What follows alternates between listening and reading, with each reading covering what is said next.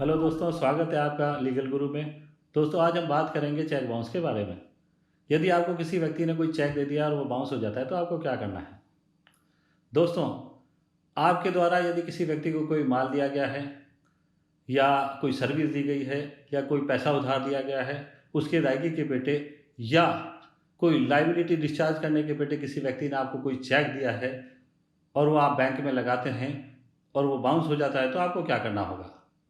आपको डरने की ज़रूरत नहीं है।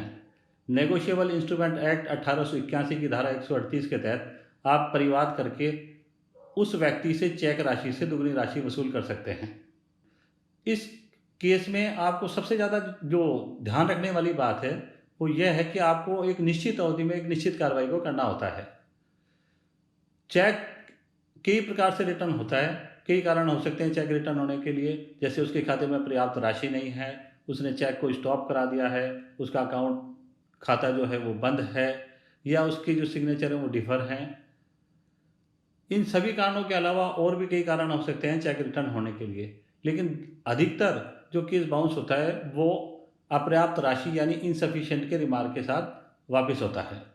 दोस्तों, जब भुगतान प्राप्ति के लिए आप चेक को अपने बैंक में लगाते हैं और वो बाउंस हो जाता है तो बैंक आपको चेक के साथ एक पेपर देता है जिसे रिटर्न मेमो कहते हैं।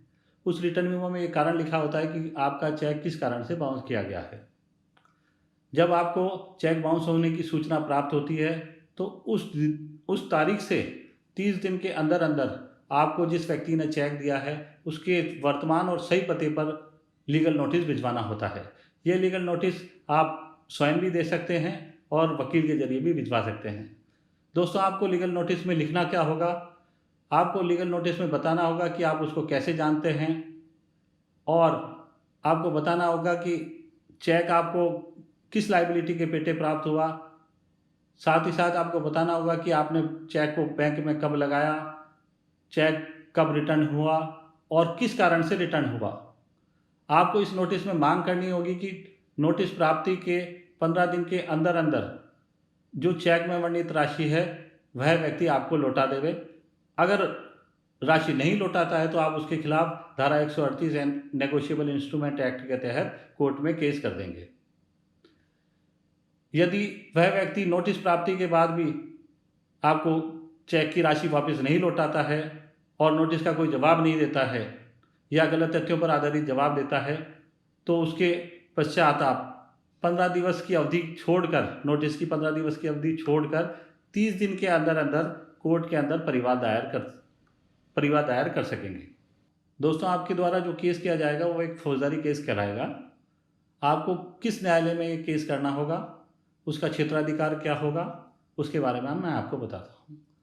आपने जो चेक अपने बैंक में प्रस्तुत किया है, जो आपकी ब्रांच है, वो बैंक, आपकी जो बैंक की शाखा है, किस पुलिस स्टेशन में स्थित है, वो पुलिस स्टेशन उस पुलिस स्टेशन का किस न्यायालय को क्षेत्राधिकार प्राप्त है। वो प्रथम वर्ग मजिस्ट्रेट, मेट्रोपॉलिटन मजिस्ट्रेट या चेकों के संबंध में कोई विशेष अदालत बनाई गई है जिसे क्षेत्राधिकार दिया गया है, उस न्यायालय में आप परिवाद दायर कर सकते हैं। परिवाद के साथ आपको कौन कौन से डॉक्यूमेंट लगाने होंगे। दोस्तों, आपको परिवाद के साथ साथ असल चेक के साथ जो रिटर्न मेमो आया था वो, और नोटिस की ऑफिस प्रति तथा मूल पोस्टल रसीद, और नोटिस अभियुक्त को प्राप्त हो गया इस संबंध में एडी या डाकघर का जो प्रमाण पत्र है वो, या ट्रैकिंग रिपोर्ट आप लगा सकते हैं। साथ ही साथ आपको चेक किस पेटे दिया गया था, कोई माल आपने बेचान किया तो उसका कोई बिल है या अन्य कोई सबूत है, वो भी परिवाद के साथ आप लगा सकते हैं। आपके द्वारा परिवाद पेश करने के पश्चात आपके कोर्ट में धारा 200 सीआरपीसी के तहत बयान दर्ज होंगे जो एक शपथ पत्र के रूप में बयान होते हैं।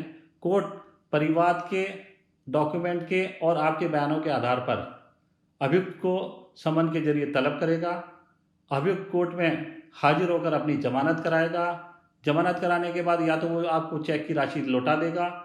यदि वो चेक राशि लौटाने से मना करता है या कई कारण बताता है कि उसने चेक आपको सिक्योरिटी के पेटे दिया था या और कई कारण बताकर केस लड़ना चाहता है, उसके बाद आप धारा 143A के तहत कोर्ट में एक इंटरिम रिलीफ के लिए प्रार्थना पत्र पेश कर सकते हैं। कोर्ट आपकी एप्लीकेशन पर अभियुक्त से चेक राशि का 20% तक आपको देने के आदेश कर सकेगा।